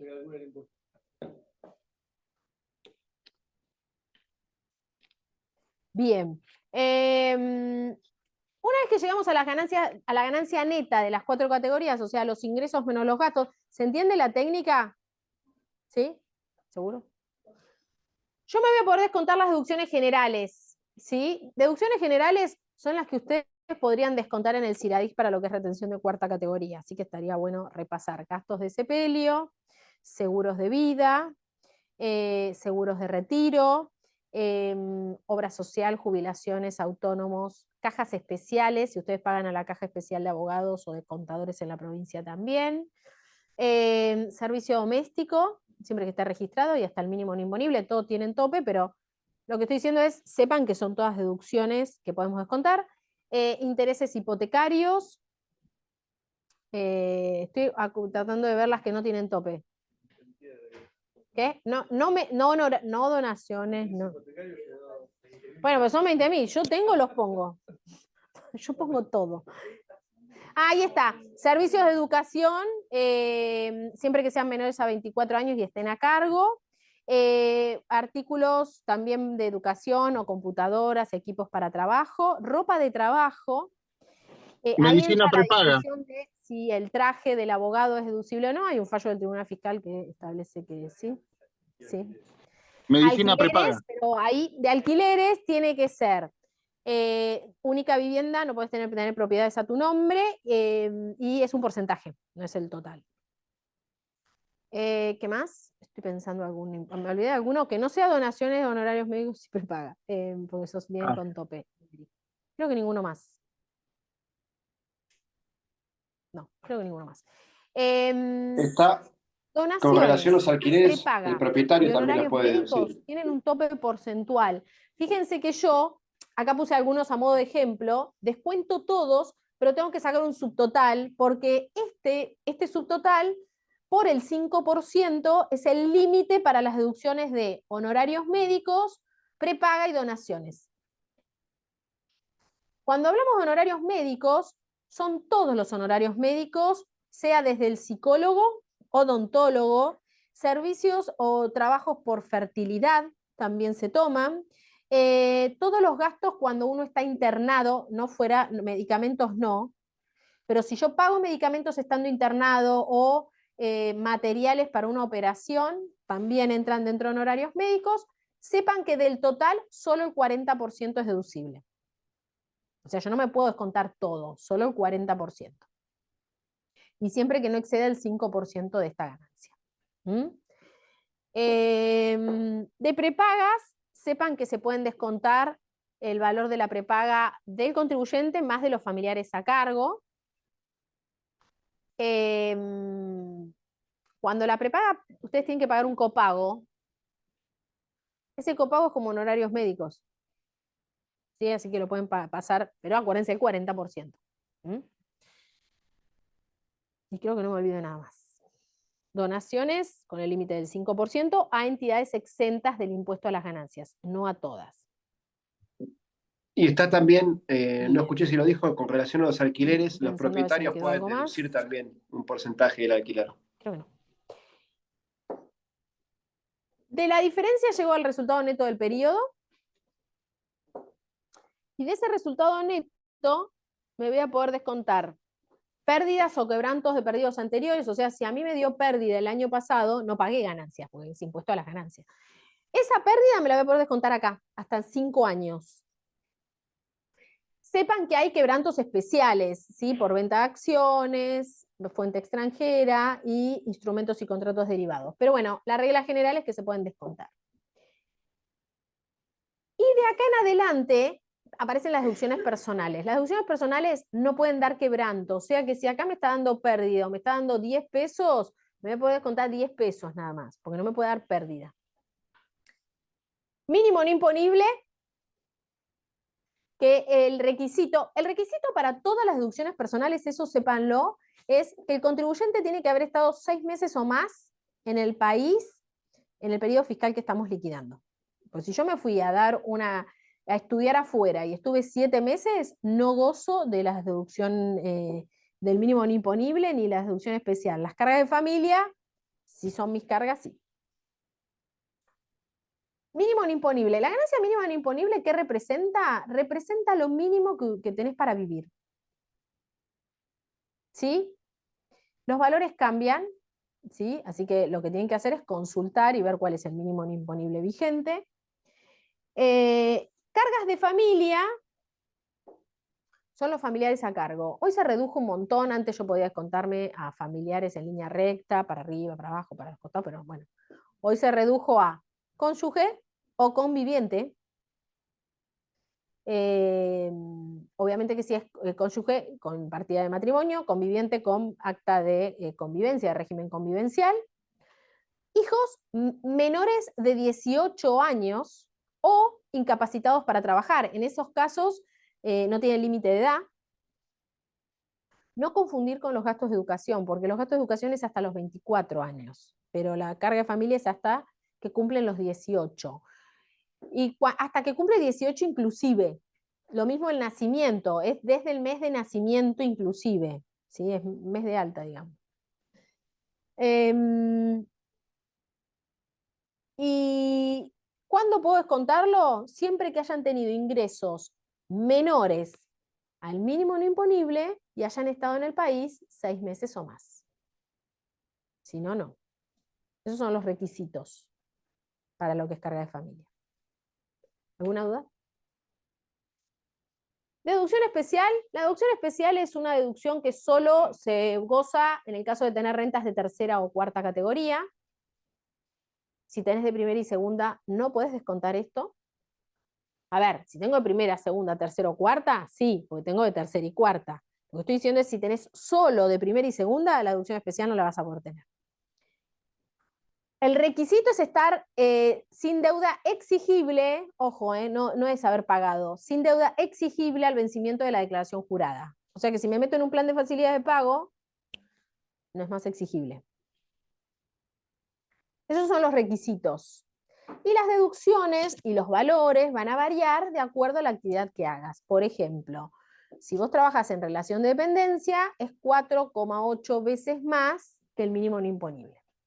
O sea, se incrementa. Por eso el que trabaja en relación de dependencia tiene un valor mucho más alto. ¿Estamos? Bien.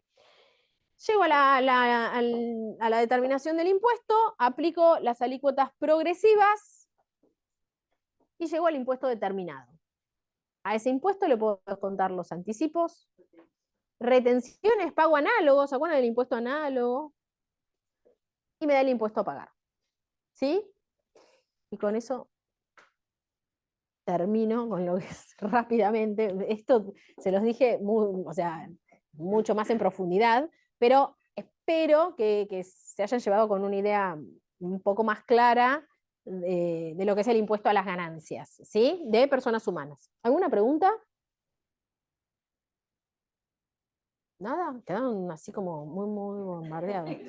Una pregunta, Paula. Claro, lo que dice es que no tengas deuda jubilatoria al vencimiento de la declaración jurada. Entonces, si yo le pongo en un plan de pagos el día anterior al vencimiento, no hay deuda exigible. Entonces podés gozar de la deducción especial, porque lo que te dice es no tener deuda exigible al vencimiento de la declaración jurada. No necesariamente tiene que estar paga. ¿Alguna otra pregunta? Paula, te agradecemos en nombre del tribunal, obviamente. Gracias. Buenísimo. lo bueno, porque cuando estás en virtual no te aplauden. Te apagan todo. Chau, chau.